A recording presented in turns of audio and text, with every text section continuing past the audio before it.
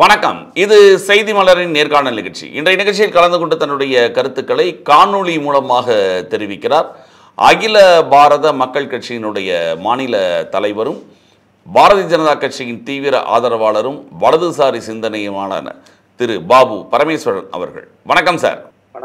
வணக்கம் சார். அதாவது 2 நாட்களுக்கு முன்பாக நடிகர் விஜய் தாவேகாவோட மாநாட்டை நடத்தினார் மதுரையில்.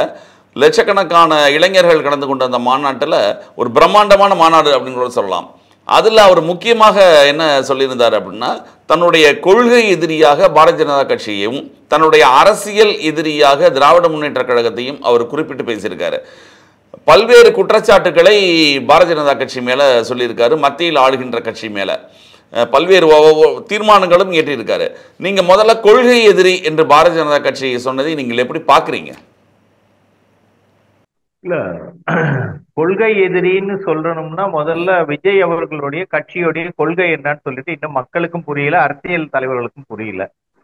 அப்ப நான் இந்த கொள்கையிலிருந்து வேறுபடுறேன், இந்த கொள்கை தவறான கொள்கை அப்படின்னு சொல்லி அவர் சுட்டி காட்டணும்.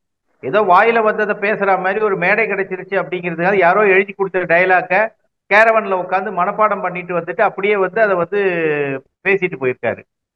கொள்கை எதிரி அப்படிங்கிறதுக்கு உங்களுடைய கொள்கை என்ன, எந்த இடத்துல பாரதிய ஜனதா கட்சி உங்க கொள்கைக்கும் வித்தியாசப்படுறாங்க, எதனால அந்த கொள்கையினால மக்கள் பாதிக்கப்பட்டிருக்காங்க அப்படிங்கிறத ஒரு சாதாரணவரா இருந்தா பேசுறதுக்கு அவர் ஓகே, யாரோ பேசினாங்கன்னு எடுத்துக்கலாம். ஒரு கட்சியை ஆரம்பிச்சு ஒரு மாபெரும் கட்சியை நாங்க 2026 நான் தான் முதலமைச்சர்னு அவரே சொல்லிட்டு இருக்கிறாரு. சோ அப்படிப்பட்ட ஒரு மனிதர் ஒரு இளைஞர்களுக்கு ஒரு தவறான வழிகாட்டுதலை காட்டுறாருன்னு சொல்லிட்டு இப்ப என்னை போன்றவர்கள் நாங்க அதை பத்தி ஐயப்படுறோம். தமிழ்நாட்டில் இருக்கக்கூடிய பல்வேறு கட்சிகள், திராவிட கட்சிகள் எல்லாமே பாரதிய ஜனதா கட்சியை தொடர்ந்து எதிர்த்து தான் வருது இல்லையா? அதிமுக வேணா இப்ப உங்களோட கூட சேர்ந்திருக்கலாமே தவிர திராவிட கட்சிகள் அனைத்துமே பிஜேபிக்கு எதிராக தான் இருக்கு. அப்படிங்கும்போது இவரோட எதிர்ப்பும் அதோட சேர்ந்தது தானே, இதுல என்ன தவறு? அப்படின்னு சொன்னா திராவிட கட்சிகளோட கொள்கையோட தான் இவர் ஒத்து போறாருன்னு அர்த்தம். அப்ப திமுகவுடைய பி டீமா இவர் செயல்பட்டு தான் பிஜேபி எதிர்க்கிறார் நம்ம எடுத்துக்கலாமா? அது அப்படி அரசியல் எதிரின்னு திமுகவே சொல்றாரு அவரு.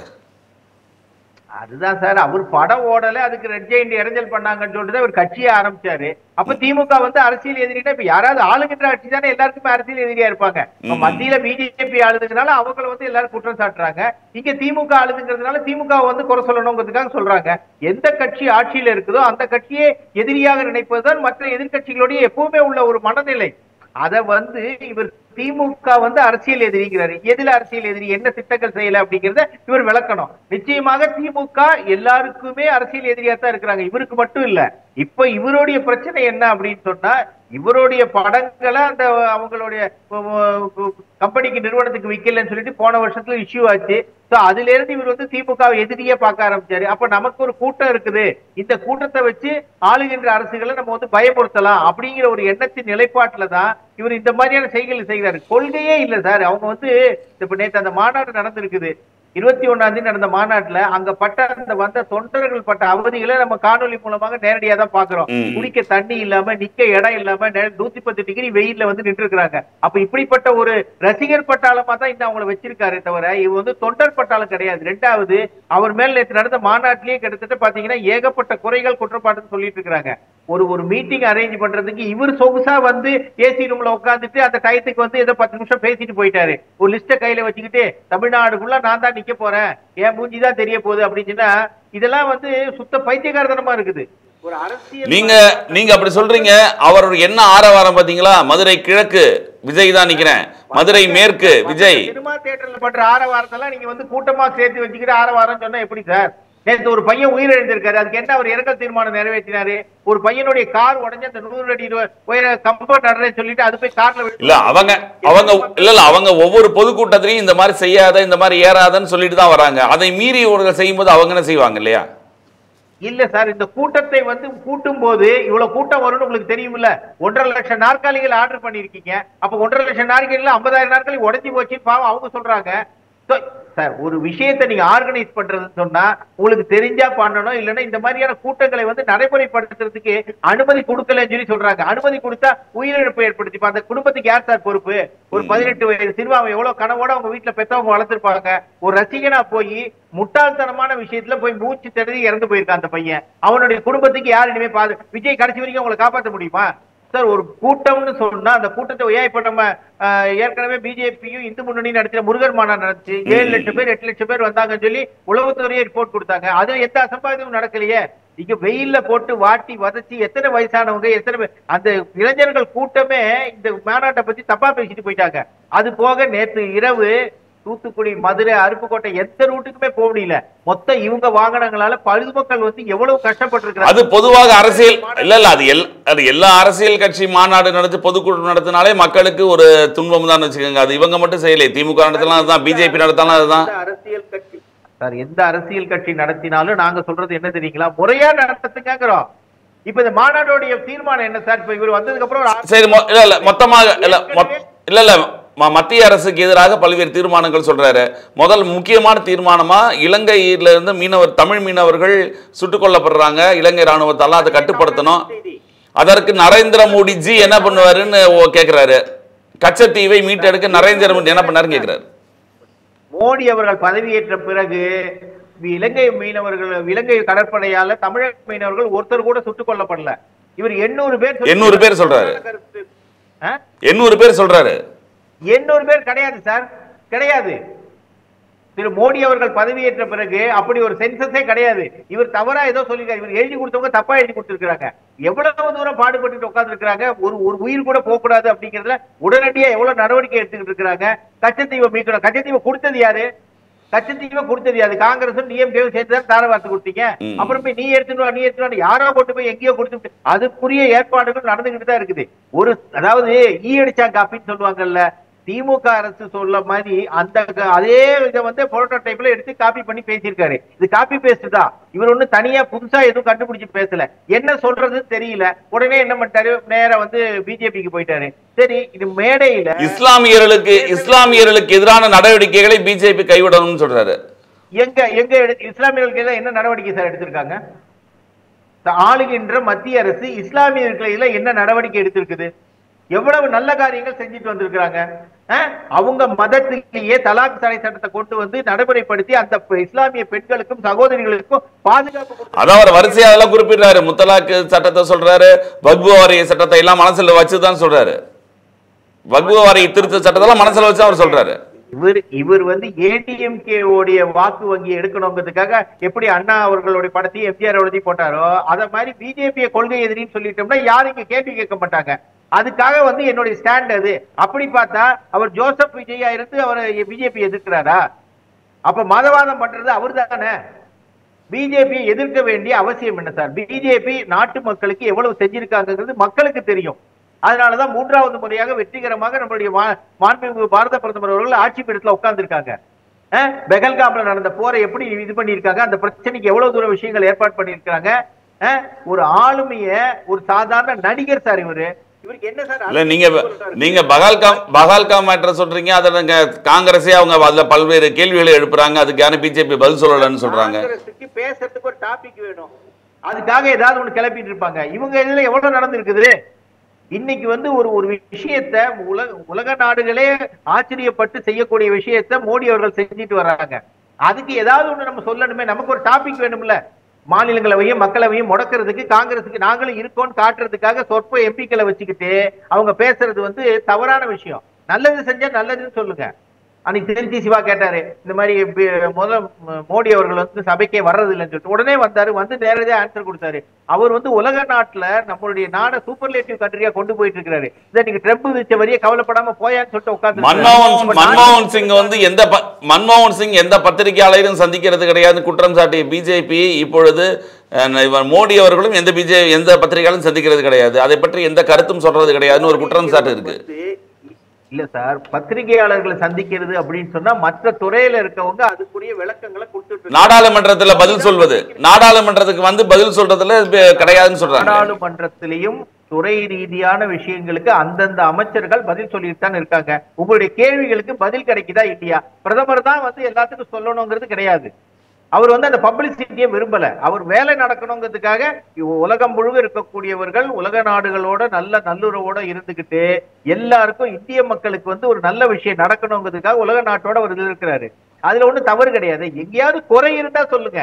இதையே அவர் வரலங்கிறது ஒரு குறை கிடையாது. இல்ல இப்ப இதான் இப்ப இப்ப இல்ல இப்ப சுத்திமுத்தி இப்ப என்ன விஷயம் வரும்னா, இந்த விஜய் அவர்கள் மாநாட்டுல பிஜேபிக்கு எதிரான தீர்மானங்களை பற்றி நம்ம முக்கியமா நம்ம பேசிடுவோம். இல்ல பிஜேபிக்கு எதிரான இவங்க இல்ல, இவங்கள மாதிரி நிறைய பேர் தீர்மானங்கள் போட்டிருக்காங்க. இவங்களுக்கு முதல்ல அவர் அதிமுகவையும் சொல்றாரு. ஆர்எஸ்எஸ் பின்னால் செல்லக்கூடிய மதச்சார்பின்மை பூசிக்கொண்டிருக்கக்கூடிய அப்படின்னு அதிமுகவையும் குறிப்பிட்டு சொல்றாரு. ஏன்னா பிஜேபியோட அதிமுக சேர்ந்ததுனால ஆர்எஸ்எஸ் பின்னாடி போனதுனால டிசிப்ளின் கத்துக்கிட்டு வருவாங்க. இவர் பின்னாடி போனதுனால என்ன டிசிப்ளின் இருக்குது? ஒரு நடிகர் பின்னாடி போய் என்ன டிசிப்ளின் கத்திட்டு வருவாங்க? சிகரெட் பிடிக்கிறதையும் தண்ணி அடிக்கிறதையும் டிசிப்ளின் அது. அந்த கூட்டத்துல எத்தனை பேர் வந்து சரக்கு போட்டிருக்காங்கன்னு சொல்லி வீடியோ ஆதாரங்கள் எத்தனை வந்து தெரியுமா ஊடகங்கள்ல? அந்த இருக்க சேர் அவ்வளவு உடைச்சு தண்ணி கூட கிடைக்காம உயிரிழப்புகள் ஏற்பட்டு ஒரு கார் உடைஞ்சு போயிருக்குது. அவ்வளவு பெரிய 100 அடி கும்பத்தை நடுறாங்க. எந்த ப்ரிப்பரேஷன் இல்லாம பண்ணிவிட்டு இது வந்து சுத்த பைத்தியகாரத்தனமான வேலை சார். ஏதோ மீட்டிங் போட்டுட்டோம், ஒரு கூட்டத்தை காட்டி இங்க இருக்கிற திமுகவை மிரட்டணுங்கிறதுக்காக போட்டிருக்குது. இவருக்கு ஒரு கொள்கையும் இல்லை, ஒரு கொள்கை வெங்காயமும் கிடையாது இவருக்கு. திடீர்னு பெரியாரை தூக்கி பிடிச்சிட்டு பேசுவாரு. திடீர்னு வந்து அண்ணல் அம்பேத்கர் தான் எங்களுக்கு இது பாரு. பெரியார்ல வந்து கடவுள் மறுப்பு கொள்கையை மட்டும் நாங்க ஒத்துக்க மாட்டோம் பாரு. பெரியார்னாலே நமக்கு ஞாபகம் வருது கடவுள் மறுப்பு கொள்கை தான். அப்ப அந்த கொள்கைங்கிற விஷயமே இவருக்கு இல்ல.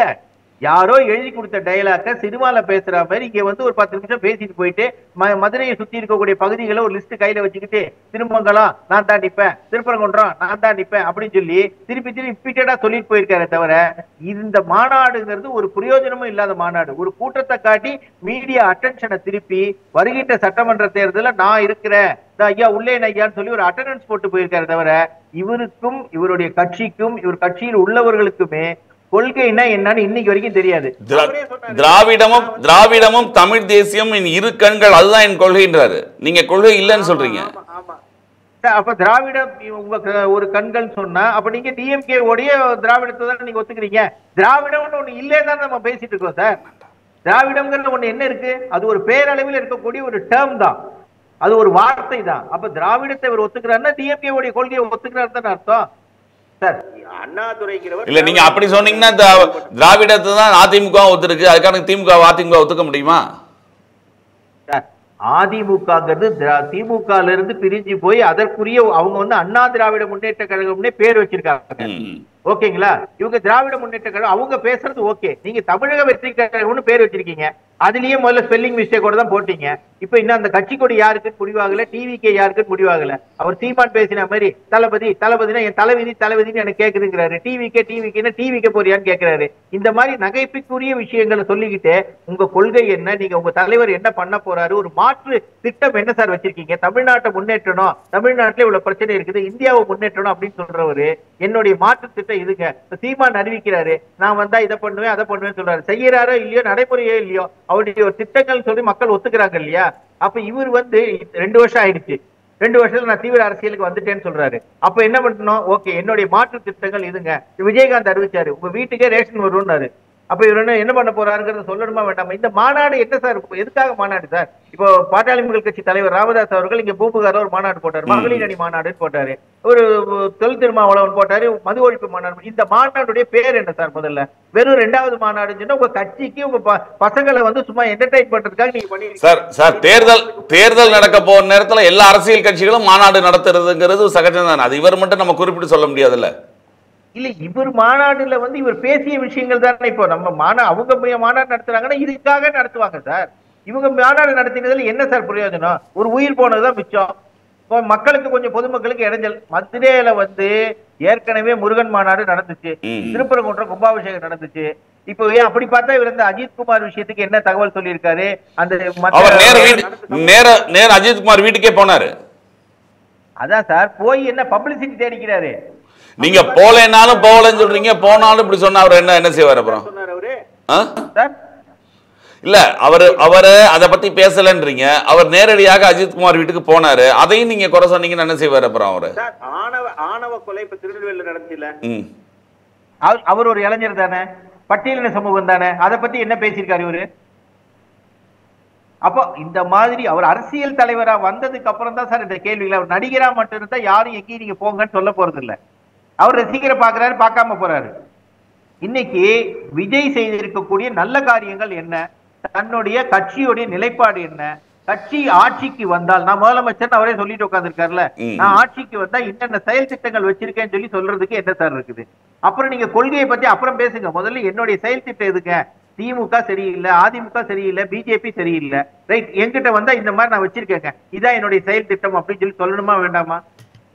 நான் முதலமைச்சர் அவரே சொல்லிட்டு உட்காந்துருக்காரு, 234 தொகுதி நான் தனித்து நின்று நான் ஜெயிச்சு காட்டுவேங்கிறேன். ஜெயிங்க, யார் வேண்டாங்கிற? மக்கள் ஓட்டு போட்டா ஜெயிங்க. தொண்டர்களை இன்னும் ரசிகர்கள் தொண்டர்களா மாறவே இல்லை, எல்லாம் இன்னும் ரசிகர்களா இருக்கிறாங்க, சினிமா மோகத்துல இருக்கிறாங்க. எல்லாரும் எம்ஜிஆர் ஆயிட முடியாதுங்க, அவர் ஒருத்தர் தான். அதுவும் அவருடைய பாரம்பரியம்ங்கிறது அரசியல் பயணம் முடிஞ்சு திரையில இருக்கும்போது அதுக்கப்புறம் டிஎம்கேல இருந்து போய் ஆரம்பிச்சதுனால அவர் ஒரே ஒரு நடிகர் தான் திரையிலிருந்து அரசியல்ல ஜெயிச்சிருக்கவர். அவர் கூட சமகாலத்துல இருந்த திரு சிவாஜி கணேசன் அவர்கள் கூட ஜெயிக்க முடியல. இவரை தாண்டின நடிகர்கள் அவங்க. இவர் இந்த உச்சபட்ச நிலைக்கு வர்றதுக்கே 25 வருஷம் ஆயிருக்குது. 2 வருஷத்துல நான் முதலமைச்சர் தமிழ்நாடுங்கிறாரு. முதலமைச்சர் ஆகிறதுக்கு தமிழ்நாட்டு மக்கள் என்ன அவ்வளவு இழிச்சவாயர்களா இருக்காங்களா ஓட்டு போட்டு இவரால் தான் முதலமைச்சர் ஆகிறதுக்கு? சின்ன பசங்க வெள்ளாம வீடு சேராதுப்பாங்க. ரைட், எதை பத்தி நீங்க சொல்ல போறீங்க? என்ன உங்களுடைய கருத்துன்னு கேட்டா, எங்களுக்கு அது பாசிச கொள்கையை எங்களுக்கு பிடிக்காது, இது பாயாச கொள்கை, எங்களுக்கு ரெண்டு எதிரி நீங்க தான் சொல்றீங்க. அவங்க உங்களை பத்தி சொல்லவே இல்லை. பிஜேபி எந்த இடத்துல போய் பேசிட்டு இருக்கிறாங்க? திமுகவும் அதை பத்தி பேசுறதே கிடையாது, விட்டுட்டாங்க அவங்க. இவர் சொல்லிக்கிறது இந்த தமிழ்நாடு எலெக்ஷன்ல நான் இதை பண்ண போறேன், ஒரு மாற்று திட்டம் வச்சிருக்கேன், மக்களுக்கு நான் இந்த மாதிரி கொண்டு போறேன். நதிநீர் இணைப்பை பத்தி பேச சொல்லுங்க, எதையாவது பேசுங்க. சினிமா டயலாக பத்தி பேசி போய் என்ன சார் பிரயோஜனம் இது? பாப்போம் 2026 தேர்தலில் அவங்க என்ன செய்ய போறாங்கன்னு பார்ப்போம், பிஜேபி என்ன செய்ய போகுதுன்னு பார்ப்போம். நம்ம பொறுத்திருந்து பார்க்கலாம். மிக்க நன்றி. நிகழ்ச்சியில் கலந்து கொண்டு தங்களுடைய மேலான கருத்துக்களை தெரிவித்ததற்கு நன்றி. நன்றி, வணக்கம்.